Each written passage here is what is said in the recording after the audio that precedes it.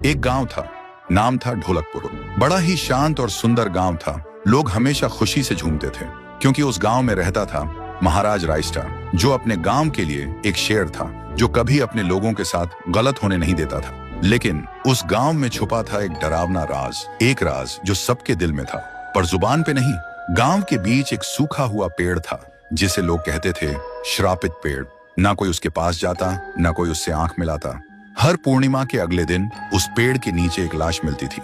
लोग कहते रात में कोई आता है और लाश छोड़ जाता है, लेकिन कभी किसी ने कुछ देखा नहीं और देखता भी कैसे। जो देखता वो अगले दिन पेड़ के नीचे होता था।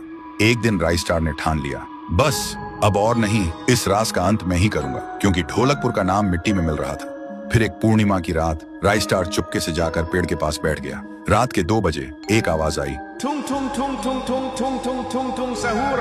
और फिर वो पेड़ भूत में बदल गया। वो भूत कुछ अजीब सा था, एक भयानक शैतानी हंसी वाला चेहरा, आंखें बड़ी बड़ी। वो पेड़ चल के एक घर के गेट को जोर जोर से खटखटाने लगता है। तभी एक आदमी डर के मारे आवाज सुन के बाहर निकलता है। वो भूत अपने लकड़ी जैसे हाथ से एक ऐसा थप्पड़ मारता कि उसकी सांस वहीं थम जाती है और उसी जगह उस लाश को ले जाता है और वापस फिर से पेड़ बन जाता था। देखते ही रायस्टार का दिल कांप जाता है, पर वो कुछ बोलता नहीं।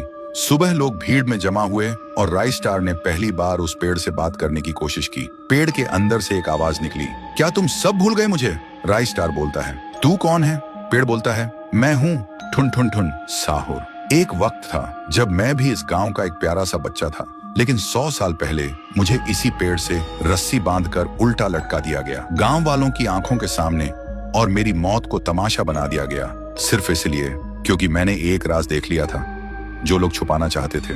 और उसी पल से मेरी रूह इस पेड़ से जुड़ गई। उस दिन से मैं इंसान नहीं, एक सज्जा बन गया, और हर पूर्णिमा में एक राजदार को चुनता हूँ और फिर उसे उसकी खामोशी का हिसाब देता हूँ। रायस्टार बोलता है, लेकिन अब तो वो लोग मर चुके हैं ना जो तेरा कसूरवार थे। अब तू मासूम लोगों को क्यों मार रहा है? पेड़ कुछ देर चुप रहता है, फिर बोलता है, ठीक है, बस एक बार मुझे याद करो, एक दिया जला दो, फिर मैं कभी किसी को नहीं मारूंगा। फिर रात में सब लोग आते हैं, एक एक दिया जलाते हैं, और तभी पेड़ अपने आप से आग पकड़ लेता है और आखिर में मुक्ति मिलती ठुन ठुन ठुन साहुर को।